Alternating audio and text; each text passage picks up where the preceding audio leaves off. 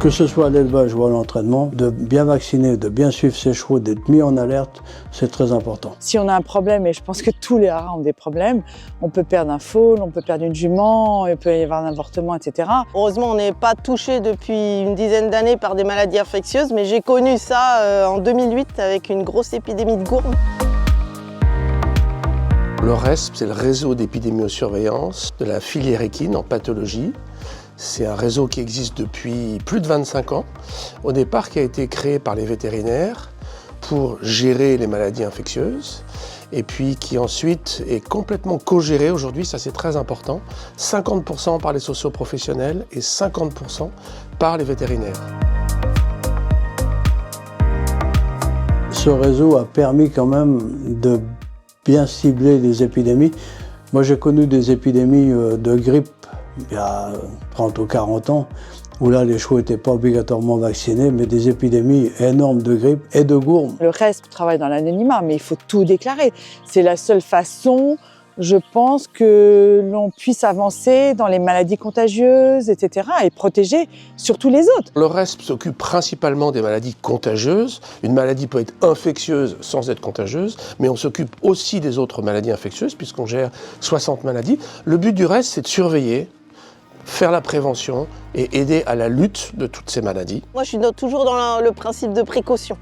Donc, je vais inciter les gens à être déjà, à mon avis, responsables de ce qu'ils font et ce qu'ils ont chez eux. C'est-à-dire aujourd'hui, il y a beaucoup de silence et le RESP est là pour éviter le silence.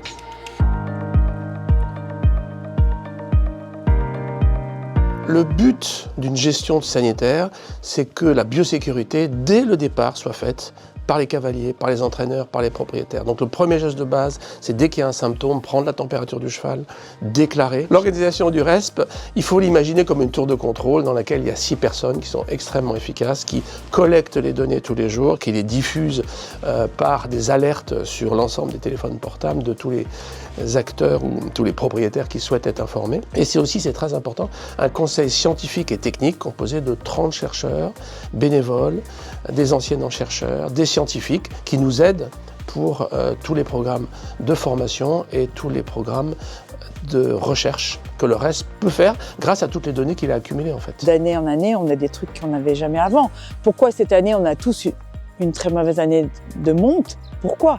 Il y a quelque chose dans l'air, il y a peut-être des choses à avancer, il y a peut-être des choses à supprimer. Les 2 grosses épidémies que j'ai attrapées chez moi, la plus grosse, la gourme, c'est lors d'une jument qui a été déplacée en salle extérieure, qui est revenue avec la gourme.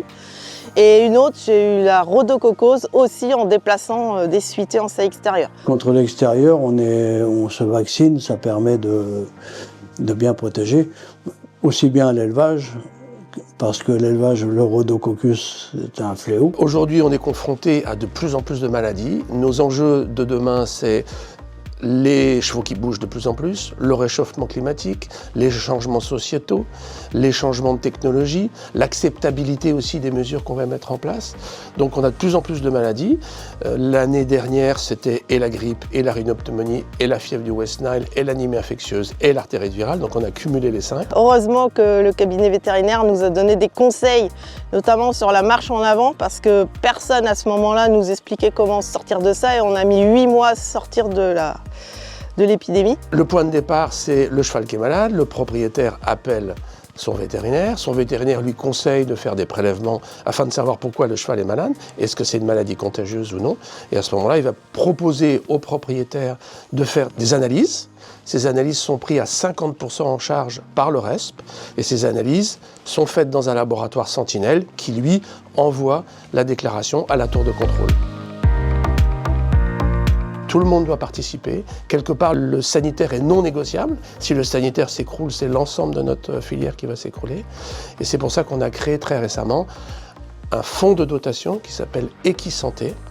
Et chaque acteur de la filière qui se sent concerné par la sécurité de son cheval, le bien-être de son cheval, mais aussi, au-delà de ça, du sanitaire de toute la filière, peut participer sur le fonds de dotation Equisanté. Les autres actions du RESP, en dehors de la surveillance, de la prévention et de la lutte, sont extrêmement nombreuses. C'est alerter les autorités sanitaires, participer à des programmes de recherche, développer les relations internationales, mettre en place des programmes de formation en biosécurité. Et c'est une grosse demande actuelle de la filière, de la former en biosécurité, tous azimuts, tous les publics, les sociopros, les amateurs et les vétérinaires.